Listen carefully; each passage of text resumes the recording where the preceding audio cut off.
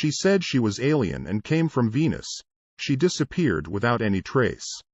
Is Venus a habitable planet? Currently, it is covered with thick clouds with over 864 degrees Fahrenheit surface temperature during sunlight. However, a study says it may once have been habitable. 7 years after the Roswell incident, a group of UFO researchers claimed that extraterrestrials from Venus arrived on Earth to learn what humans knew about them. Dolores Barrios' case is the classic example that is often associated with Venus's alien theory. In August 1954, the most intrigued UFO convention happened in Mount Palomar, California, at an altitude over 6,000 feet, in front of the Skyline Lodge. The main promoters of this convention were George Adamski, Truman Bethurum, and Daniel Fry. All three of them have their own UFO experiences that provided a great upliftment to ufology. There were thousands of people who attended the event, including alien contactees, FBI agents, and UFO witnesses. During the first day of the convention, each of the contactees shared their experiences. George Adamski is famous for his contact with aliens from Venus. He explained that Venusians looked like human beings.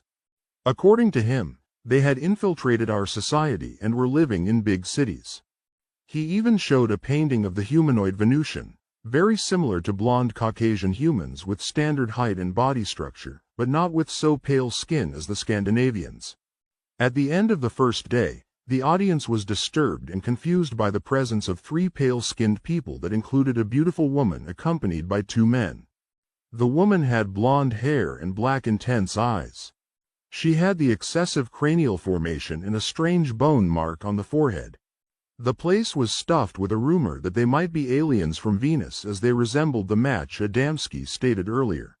One of the people who seemed inquisitive asked the trio if they were from Venus.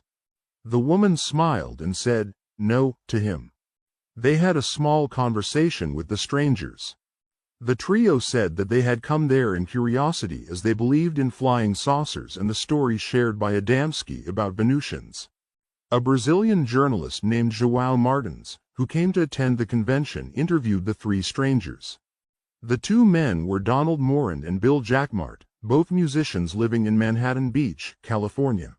He even asked them if he could photograph them, but they refused and were irritated at being called Venusians. On the next day of the convention, Martins took the trio's photograph. This scared them, so they ran to the forest, and soon after it, a UFO was seen in that area, taking off. Unfortunately, no photos were taken. Later, the incident was published in O Cruzeiro, a Brazilian weekly magazine, in October 1954, and the story was narrated by Martins. He was the only person who covered this incident.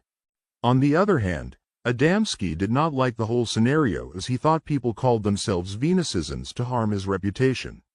Adamski claimed that he had met a Venusian named Orthon who came on Earth to deliver the message that humans should live in peace, otherwise they would destroy themselves.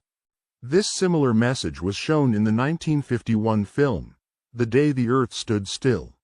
So, many people assumed that Adamski could have made up his own story. Besides, throughout the 1950s and 1960s, he had shown several UFO photos which later proved to be hoaxes.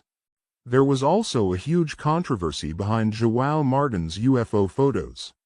One day, Martins and his friend Ed Keffel took a photograph of the blue-gray flying circular object while interviewing a couple in Rio de Janeiro in 1952.